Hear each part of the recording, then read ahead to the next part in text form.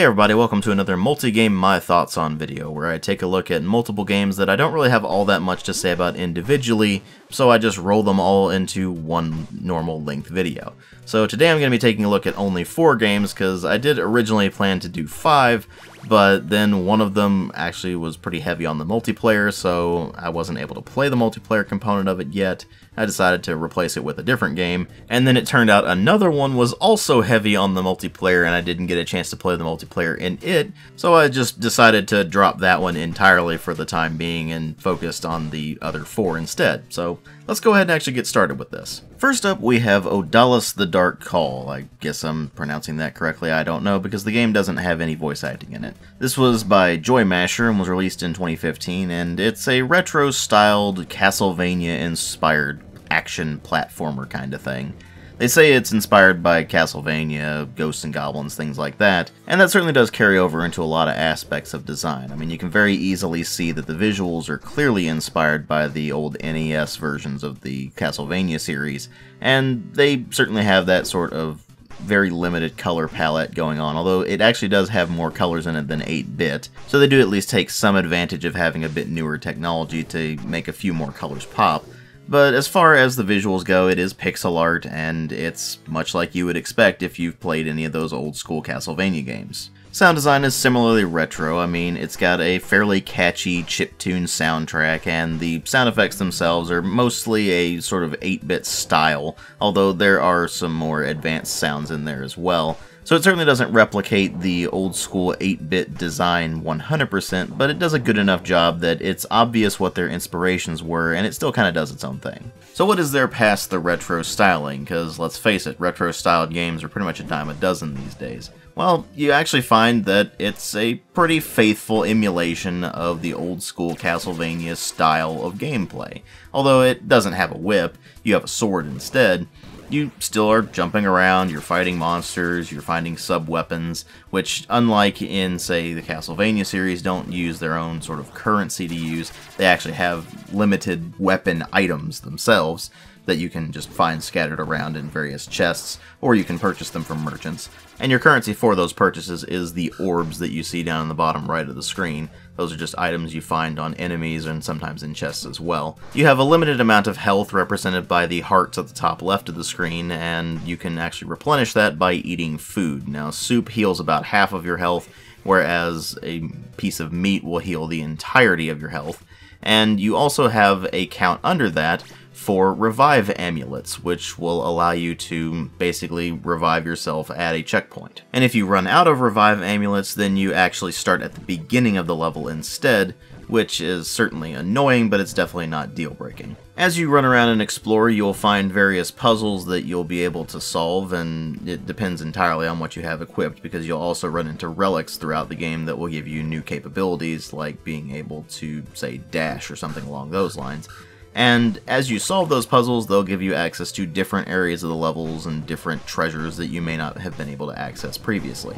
And ultimately you are dealing with a rather linear game where you just go from level to level, you solve the puzzles, you fight the monsters, at the end of the levels you fight a boss monster, and once you defeat that, then you collect a shard, after which you proceed to the world map and you can move on to the next level. It is pretty light on story. You're playing as a hunter named Haggis who starts the game out watching his village burn, and then he has to run in and find out what happened, and it goes from there. But there's really not a whole lot keeping you in the game if you're really not into these sort of retro-style action platformers. And personally, I'm just so burned out on 2D platformers of any kind because I've just played so many of them that they all tend to bleed together that I just don't really care all that much about it. And because I'm so burned out on platformers, I was only able to play about half an hour of this before I got bored of it. Now, of course, that does not mean this is a bad game. It's actually not. It's a pretty decently designed action platformer in that retro style, and if you like that sort of thing, then you'll probably like Odallus quite a bit.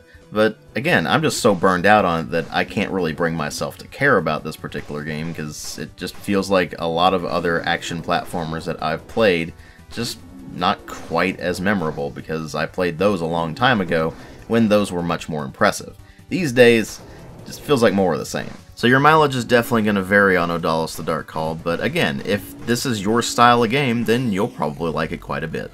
Next in the lineup we have Rochard, a sort of puzzle platformer that was done by Recoil Games and stars John St. John as the player character John Rochard, which is about the only really interesting thing I found about the game. Because remember how I just said during the bit about Odallus that I'm really burned out on platformers? That actually goes double for puzzle platformers because they're even less interesting than action platformers as far as I'm concerned. Luckily, in Rochard's case, it has action and puzzle solving, so it was able to at least hold my interest for about an hour, because there were cutscenes in there that also took up a bit of time as well. Not to mention, it took it quite a while before the action started to kick in, so I wanted to make sure that it had some time to actually get all of its elements in sync. So what exactly do you have going on here? Well, as I mentioned, this is a puzzle platformer with an action element to it, and you play as protagonist John Rochard, who is a member of the crew of the Skyrig, which is basically an asteroid that has been mined out, and they're looking for a mineral called turbinium, which they refer to as space diesel. For the past roughly year or so that they've been out there trying to find turbinium, they have constantly been turning up empty, and they finally hit the mother lode here, only to find that the station comes under attack by a basically pirate gang, and it turns out that they've also been betrayed. That's not really much of a spoiler for you, it's all right at the beginning of the game, but that's about as far as I got before I just lost interest in what I was messing around with. Because what you have here is a puzzle platformer whose puzzles are based entirely around physics, and I'm just kind of sick of physics-based puzzles as well. Because let's be fair here, there's only so much you can do with physics-based puzzles before it just becomes tedious. Now, of course, your mileage is going to vary on that. If you're not burned out by physics-based puzzles or platformers, or especially puzzle platformers, then you'll probably get more out of it than I did, and especially if you like that sort of thing, you'll definitely get quite a bit out of it, because it is a well-designed puzzle platformer in that regard. But the action side of things is rather weak. I mean, you start the game off with the G-Lifter, which is basically the Rochard equivalent of the gravity gun from Half-Life. And, like you would expect, you can pick up objects and you can throw them, or you can drop them, one or the other. And eventually you unlock the ability to switch that functionality over to something called the Rock Blaster, which is a pretty basic laser gun that has infinite ammo. So while you do start out picking up objects and throwing them at enemies, you eventually just unlock the ability to shoot them directly, and the AI is not particularly good in this game, so they really don't pose much of a threat once you get that Rock Blaster. So really the enemies become a mild annoyance more than anything else, and it never really gets exciting or all that interesting, at least in my experience. And while John St. John certainly does his best with the material he's given, the material he was given really isn't all that good. It's not like he's spouting 80s action one-liners. I mean, most of the one-liners he's saying are very mild and really just not all that amusing. And when he actually does start talking to people, he's mostly either complaining or he's just having a normal conversation, and there's just not a whole lot going on there. So that's a bit disappointing, but other than that, it really is just kind of a standard puzzle platformer with some light action thrown into the mix, and if you like that sort of thing, then you'll probably like it. It is well made, it runs very well, the controls are fine, and it does have some charming visuals about it, but there's just not all that much to keep me playing it, because again, I'm just so burned out on platformers, and especially puzzle platformers, that there just isn't enough to hold my interest there. So let's go ahead and move on to something that is slightly more appealing to me, which is Warhammer Vermintide II. Now, if you saw my MTO on the previous game, you know I really didn't like it all that much, but I did decide to go ahead and give Vermintide II a shot, because it's always a possibility that they've improved things.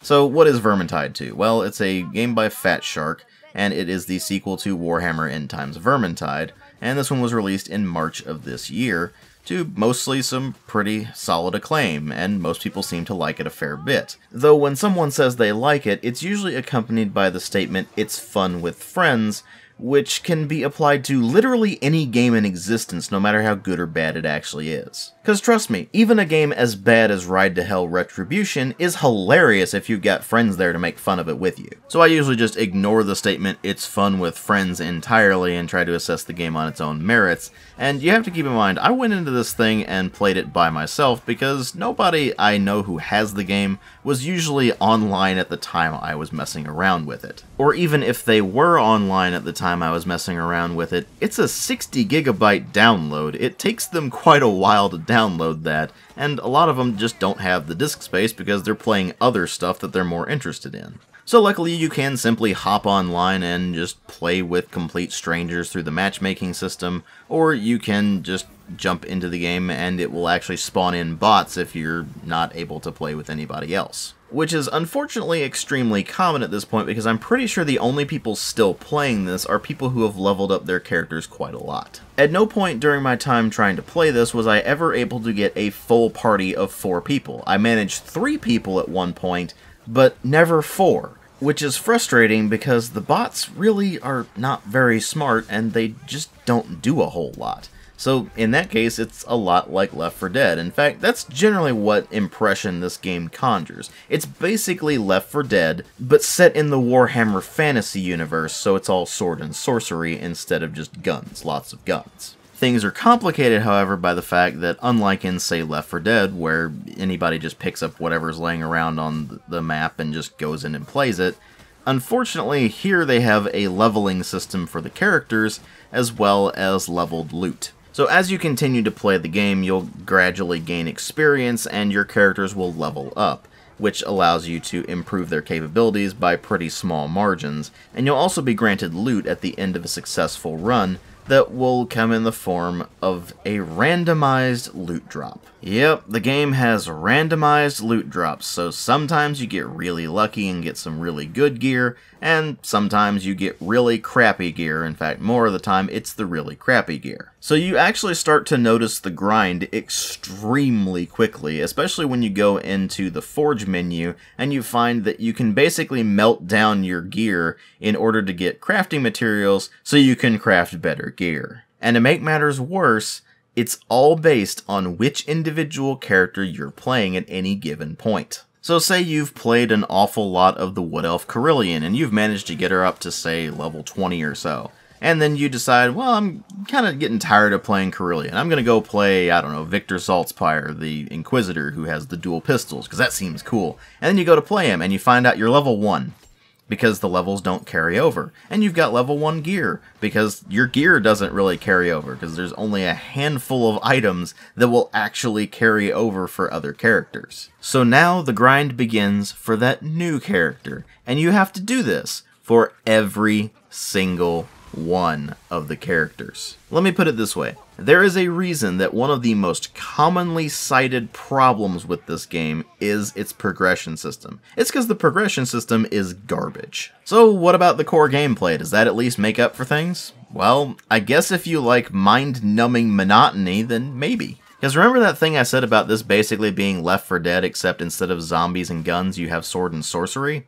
Well, I mean it. The entire game is meant to be a co-op experience for 4 players, where you just go from the start of the level to the end of the level, occasionally completing objectives in between, which usually involves either picking up an object and taking it somewhere, or just going to an object and holding down the use key for a while. Along the way, you will encounter literally hundreds, if not thousands, of enemies, which are entirely composed of Skaven, which are rat people, and Chaos Warriors, which is the new addition to Vermintide II. You see, in Warhammer End Times Vermintide, it was only the Skaven, so it got even more repetitive even quicker, whereas in Vermintide II, because there are Chaos Warriors thrown into the mix, well, it still gets old really quickly, but not quite as quickly as the first game did, so I guess that's an improvement? Regardless of whether they're Skaven or Chaos Warriors, however, the vast majority of them simply run directly at you and start swinging melee weapons at you, so that's pretty much the entire gameplay experience. Occasionally, you will run into a special enemy that will have more advanced maneuvers that they can perform, like being able to basically tackle you, or being able to launch projectiles from quite a distance or something along those lines, and you'll have to deal with them accordingly. If your health bottoms out, you enter a sort of down but not out state that gradually depletes over time, and your teammates have an opportunity to revive you if they can get close to you anyway. You have 5 item slots, the first and second of which are reserved for your melee weapon and your ranged weapon respectively, and the remaining of which are reserved for a healing item, a special item that will give you some sort of other bonus, and a thrown weapon. You'll also be able to replenish your ammunition for your ranged weapon at various supply crates scattered around the levels, as well as various items that the enemies will drop for some very small amounts of ammunition. Where it differs from Left 4 Dead, however, are in the fact that you get a special ability tied to your character, where you see a purple meter gradually building up until eventually it goes all the way full,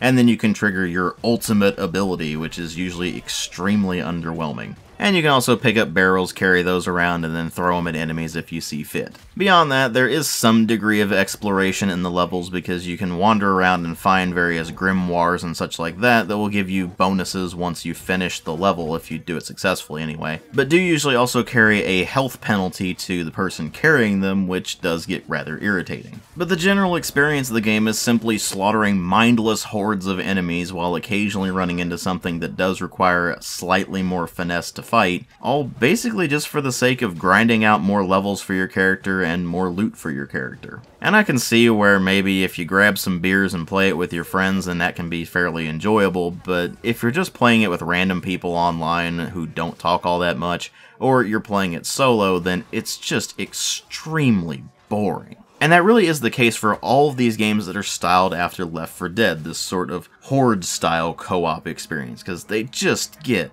boring incredibly quickly, and Vermintide 2 is no exception. In fact, I'd say that because of the progression system being as bad as it is, Vermintide 2 is actually more boring than other games of this style, even though it does have some very nice, satisfying gore in it. Again, for the first few minutes, and it really doesn't help that the game really does not run very well at all. I mean, I'm running an i7 4790K, 16 gigs of RAM, and a GTX 1080. It shouldn't have any problems with it, yet I see my frame rate fluctuating wildly from well over 120 frames per second all the way down into the 50s, sometimes even lower than that.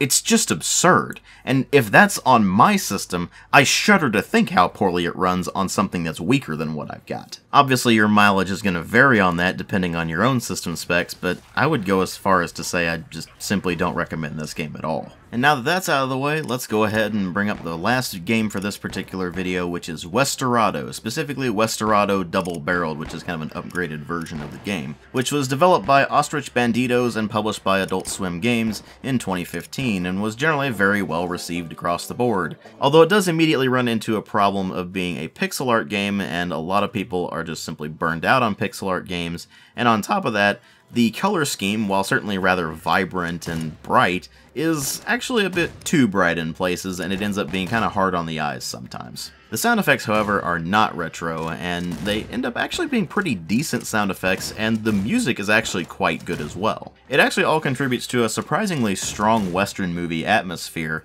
which, of course, is intentional because the entire game is actually a Western movie. You can find numerous fourth wall breaks at numerous points in the game, and it makes it obvious that what you're actually playing is the production of a Western movie called Westerado. Now, the basic idea of the game is that you're on a quest for vengeance where your family was murdered by this mysterious desperado, and you have to track down, find out who the guy is, what he looks like even, because you don't know what he looks like at the beginning of the game, and you gradually get that piece together over the course of it. And you ultimately are just trying to take them down. So you wander around the map, you talk to people, you'll do jobs for certain people, and in return they'll give you information on this desperado and try to narrow things down for you a bit. And you'll of course get money over time as well that you can use for purchasing hats. And the hat system is actually one of the weirder parts of the game, because the hats are actually your health points. You see, every time you get hit, then your hat flies off and you have to put another one on. You can have a maximum of 3 hats at any point, and once you're out of hats, then you have one more shot before you die and you have to start over from the last checkpoint. Now, because of the way the hat system works, you can also actually shoot the hats off of enemies and then pick up their hat and put it on for an additional health point or to replace whatever your most recent hat was, and then go on from there. Although if you are trying to do that, you need to make sure that your aim is spot on, which is easier said than done because all of the combat in this game takes place in a horizontal plane as opposed to the vertical and horizontal planes that the movement takes place in. Now you may look at it and go, but DW, you're moving around in a vertical plane as well when you're shooting at things, and that's true, but all of your shots are only horizontal. You can't shoot vertical as well.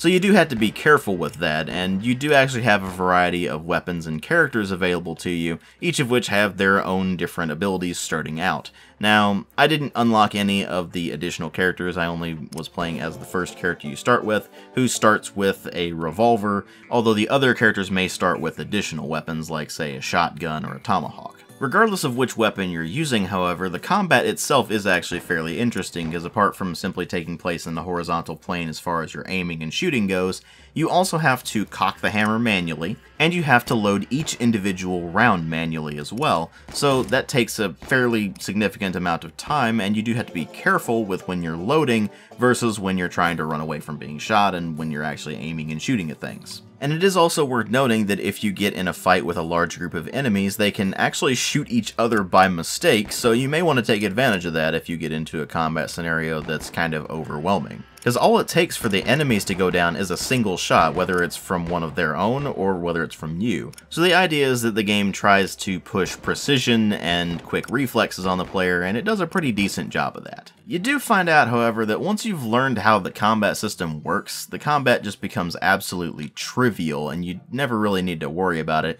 except when those damn scorpions attack you, because they're really hard to hit, and they move around kind of erratically. Not to mention, if a scorpion hits you once, then you die regardless of how many hats you had. But with the combat out of the way, well, what about the rest of the game? Well, like I said, you wander around the map and find people to talk to, and you'll do odd jobs for them, and once you've done that job for them, then they will give you a piece of information regarding the guy you're looking for. And you find out very quickly that those pieces of information come very, very slowly, because you only get one aspect at a time. And the information you're given is actually quite random, so you could get a detail about his hat from one person, and then from a person right next to them you could get a piece of information about his vest or something like that. And that very slow drip feed of information when all of the characters are not particularly detailed pixel art makes it a rather tedious and rather irritating process eventually. Not to mention that while the game certainly does have a fairly decent sense of humor, that does wear thin pretty quickly once you realize just how repetitive everything in the game becomes,